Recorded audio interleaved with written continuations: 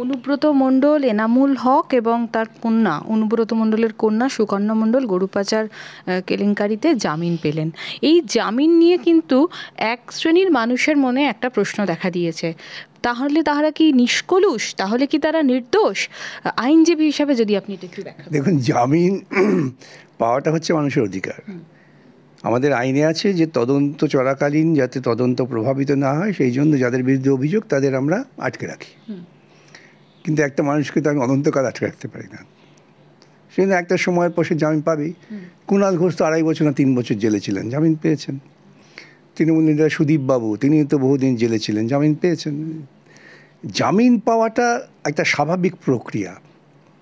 এখন প্রশ্ন হচ্ছে যে যারা তদন্ত করছেন তারা এই সময়টা কি তদন্তের কাজে লাগিয়েছেন, তথ্য সংগ্রহ করার জন্য, নাকি তারাও ওই চলছে চলবে এই ঢঙে চলেছেন? যদি চলছে চলবে এই ঢঙে চলে থাকেন তাহলে বুঝতে হবে যে তারা তাদের প্রতি যে দায়িত্ব সে দায়িত্ব পালন করেননি। আর যদি তথ্য সংগ্রহ করে থাকেন তা ঠিক আছে, তথ্যের ভিত্তিতে চার্জশিট হবে, তারপরে বিচার হবে।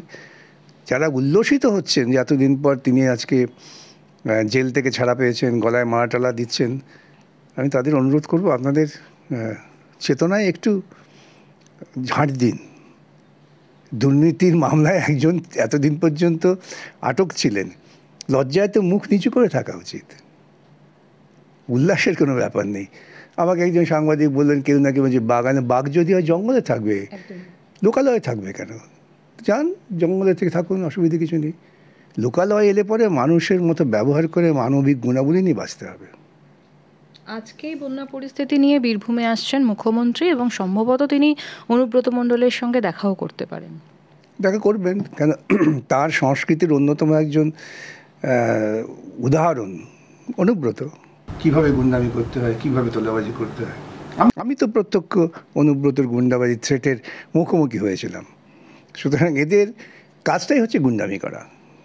মানুষের কোনো অধিকার নিয়ে তো এরা লড়াই করেনি কখনো। গুন্ডামি করে এবং গুন্ডামিটাকে ভিত্তি করে তোলাবাজি করা, এই হচ্ছে এদের কৃষ্টি। সুতরাং মমতা যদি অনুব্রতর কাছে না যান তাহলে তো মমতা নিজের প্রতি বিশ্বাসঘাতকতা করবেন।